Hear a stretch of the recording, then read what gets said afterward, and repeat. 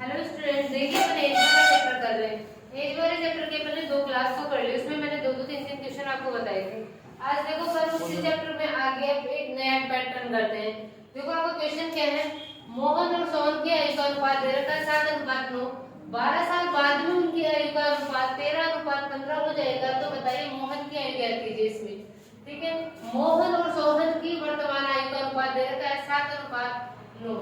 इसके बाद में बोल रहा है कि 12 साल बाद में इनका जो आयु का अनुपात है ना वो हो जाएगा आपका कितना, 13:15। जब भी ऐसा क्वेश्चन आ जाए तो देखो सबसे पहले आपको यहाँ पे डिफरेंस देखना है। 7 और 9 के बीच में डिफरेंस आपका 2 है, 13 और 15 के बीच में आपका डिफरेंस 2 है। इस क्वेश्चन में आपका डिफरेंस सेम है तो इसमें आपको किसी से भी इंटू करने की कोई जरूरत नहीं है।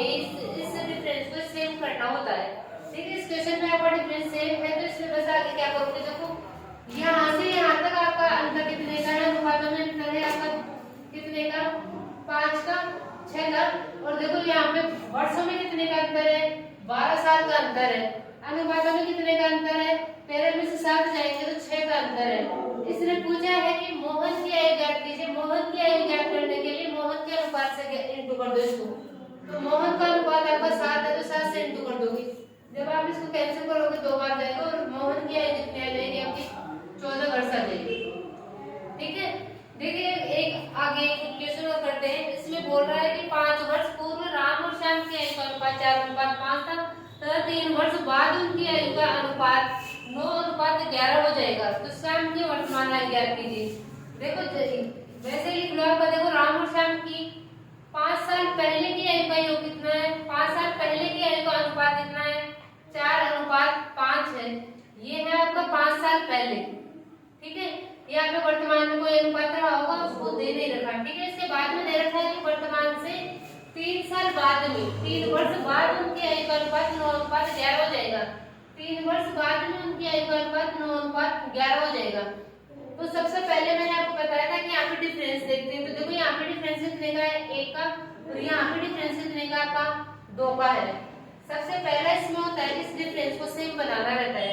देखो यहाँ पे डिफरेंस सेम नहीं है, यहाँ पे 1 है, यहाँ पे 2 है। तो अपन इसको 2 बनाने के लिए क्या करेंगे, पूरे अनुपात को आप 2 से इंटू कर दो। तो ये तो हो जाएगा आपका 8, यहाँ पे 2 आ ही जाएगा आपका, इंटू 2 करोगे 2 आ जाएगा और ये आ जाएगा आपका 10। अब इसके बाद में आपको इससे कोई मतलब नहीं है। इसके बाद में देखो कि यहाँ से इस अनुपात से इस अनुपात के बीच में आपके पास वर्षों का कितना अंतर है। ये 5 साल पहले था, ये 3 साल बाद में है। तो टोटल वर्षों का अंतर कितना हो गया आपका, 8 वर्ष का अंतर हो गया। ठीक है, और इसके बाद में अनुपातों में अंतर देखो कि अनुपातों में अंतर कितना है, 8 से कितना बढ़ा है, 9, 1 बढ़ गया। इधर देखो 10 से कितना बढ़ा, 11, तो 1 बढ़ गया। वर्षों में आपका अंतर है कितने का, 8 वर्ष का। अनुपातों में जो अंतर है उसको नीचे लिख दो, 8 से 9 तक बढ़े हो तो 1 हो जाएगा। इसके बाद में पूछा है कि श्याम की वर्तमान आयु ज्ञात कीजिए। देखो श्याम की वर्तमान आयु तो आप पता नहीं कर सकते, इसमें तो नहीं कर सकते क्योंकि इसमें वर्तमान आयु का अनुपात नहीं दे रखा। जब का अनुपात दे रखा ना तब का आप अनुपात, तब की आयु ज्ञात कर लो। तो आप श्याम की 5 साल पहले की आयु ज्ञात कर लो, किससे इंटू करोगे, इंटू 10 से करोगे। ये है श्याम की 5 साल पहले की आयु, कितनी हो जाएगी आपकी, 10 × 80 हो जाएगी। ठीक है, इसके बाद में क्या करोगे आप, श्याम की वर्तमान आयु के लिए में आने के लिए क्या करोगे, इसमें 5 वर्ष और जोड़ दोगे तो श्याम की वर्तमान आयु कितनी हो जाएगी, 80 में आप 5 ऐड करोगे तो कितना आ जाएगा आपका, 85 आ जाएगा। ठीक है, थैंक यू।